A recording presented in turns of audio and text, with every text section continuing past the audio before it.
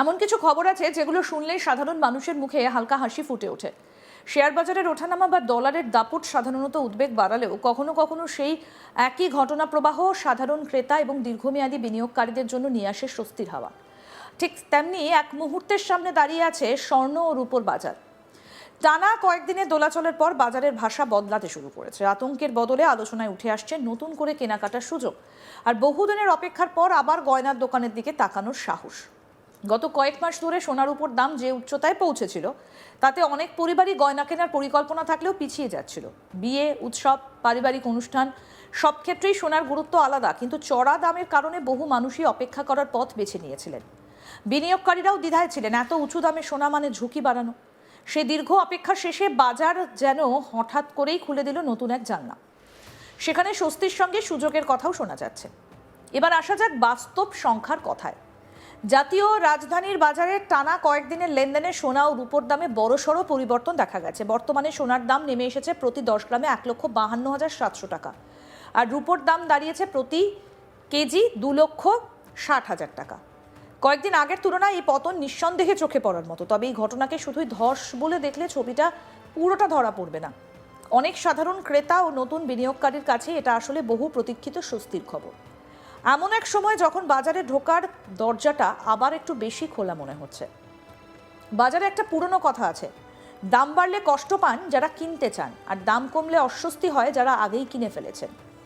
কিন্তু অর্থনীতির বড় ছবিতে দেখলে দাম কমা সবসময় খারাপ নয়, বরং দীর্ঘ সময় ধরে অস্বাভাবিক উচ্চতায় থাকার পর সোনার উপর দামে এই সংশোধন বাজারকে অনেক বেশি স্বাস্থ্যকর করে তোলে।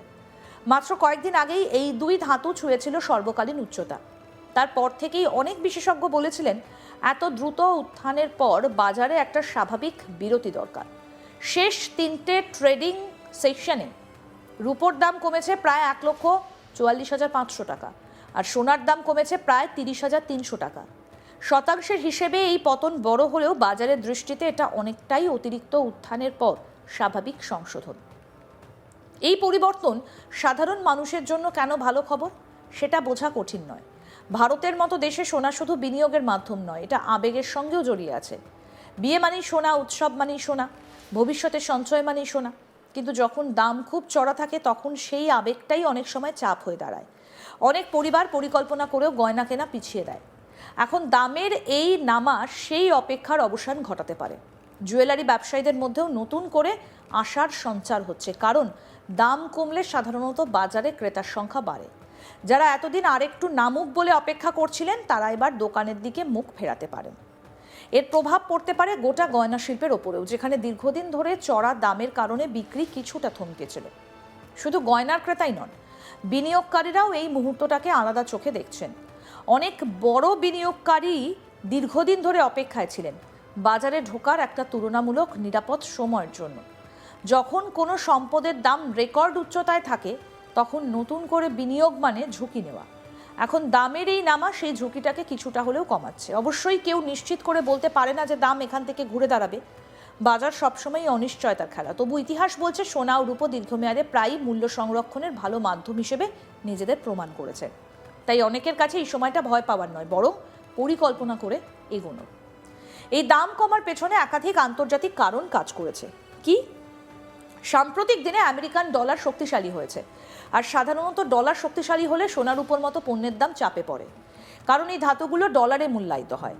ডলার চড়া হলে অন্য দেশের ক্রেতাদের কাছে এগুলো তুলনামূলকভাবে দামি হয়ে যায়, ফলে চাহিদা কমে। তার পাশাপাশি বিশ্ব রাজনীতির মেজাজেও কিছুটা বদল এসেছে। আমেরিকান প্রেসিডেন্ট ডোনাল্ড ট্রাম্পের শুল্ক নীতি নিয়ে আলোচনা, ইরান ও মধ্যপ্রাচ্য পরিস্থিতিতে উত্তেজনা কিছুটা কমার ইঙ্গিত, আর ফেডারেল রিজার্ভের ভবিষ্যৎ নেতৃত্ব নিয়ে জল্পনা। সব মিলিয়ে বাজারে ঝুঁকির হিসেব নতুন করে কষা হচ্ছে। যখন বিনিয়োগকারীরা মনে করেন বড় কোনো ভূরাজনৈতিক ঝড় আপাতত নেই, তখন তারা নিরাপদ আশ্রয় হিসেবে ধরা সোনা থেকে কিছুটা দূরে সরে যান। ভারতের ঘরোয়া বাজারে ইউনিয়ন বাজেট 2026-27-এও একটা গুরুত্বপূর্ণ ভূমিকা রেখেছে। অনেকেই আশা করেছিলেন সরকার হয়তো সোনা এবং রূপোর আমদানি শুল্কে কিছু পরিবর্তন আনবে, যা বাজারে নতুন করে গতি দেবে। কিন্তু বাজেটে তেমন কোনো বড় পরিবর্তন না হওয়ায় স্বল্প মেয়াদে দামের জন্য নতুন কোনো ইতিবাচক ধাক্কা আসেনি। ফলে বাজার আরও বেশি করে আন্তর্জাতিক প্রবণতার সঙ্গে তাল মিলিয়ে চলতে শুরু করেছে। আর দামের এই নামাকে অনেক বিশেষজ্ঞই স্বাভাবিক বলে দেখছেন। শুধু ভারত নয়, আন্তর্জাতিক বাজারেও একই ছবি দেখা যাচ্ছে। স্পট সোনা ও রূপোর দাম কমেছে, আর তার পেছনেও রয়েছে শক্তিশালী ডলার ও মুদ্রানীতি সংক্রান্ত অনিশ্চয়তা। সামনে ইউরোপ, ব্রিটেন এবং ভারতের মুদ্রানীতির সিদ্ধান্ত বাজারের দিক নির্ধারণে গুরুত্বপূর্ণ ভূমিকা নিতে পারে।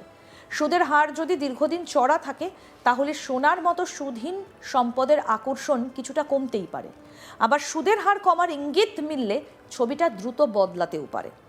এই মুহূর্তে সবথেকে বড় প্রশ্ন হলো, এটা কি শুধু সাময়িক পতন, নাকি আরও নামার জায়গা আছে?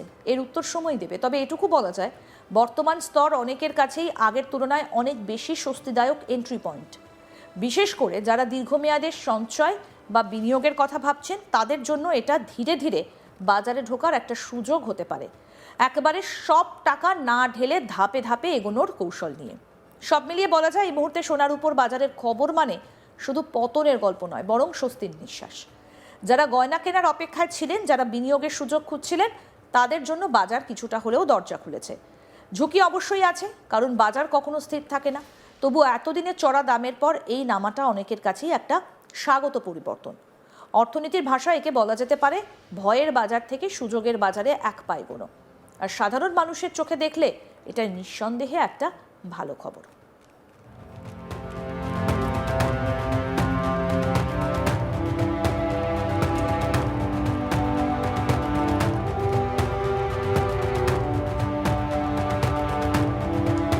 দীর্ঘদিন পর সোনার দামে পতন, নামতে শুরু করেছে সোনার উপর দাম। মধ্যবিত্ত স্বাদ আর সাধ্যের মেলবন্ধন হচ্ছিল না। প্রয়োজন থাকলেও সোনার দোকানের কাছাকাছি ঘেঁষতে ভয় পেতেন মধ্যবিত্ত। তবে এক ধাক্কায় অনেকটা সোনার দাম পড়ে যাওয়ায় এবার কিছুটা স্বস্তির নিঃশ্বাস। বিনিয়োগকারীরাও দ্বিধায় ছিলেন। এত উঁচু দামে ঢোকা মানে ঝুঁকি বাড়ানো। সেই দীর্ঘ অপেক্ষার শেষে বাজার যেন হঠাৎ করেই খুলে দিল নতুন এক জানলা, যেখানে স্বস্তির সঙ্গে সুযোগের কথাও শোনা যাচ্ছে। জাতীয় রাজধানীর বাজারে টানা কয়েকদিনের লেনদেনে সোনা ও রূপোর দামে বড়সড় পরিবর্তন দেখা গেছে। বর্তমানে সোনার দাম নেমে এসেছে প্রতি 10 গ্রামে 1,52,700 টাকা, আর রূপোর দাম দাঁড়িয়েছে প্রতি কেজি 2,60,000 টাকা।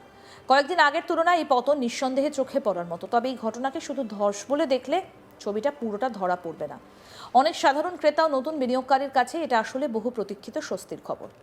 এমন এক সময় যখন বাজারে ঢোকার দরজাটা আবার একটু বেশি খোলা মনে হচ্ছে।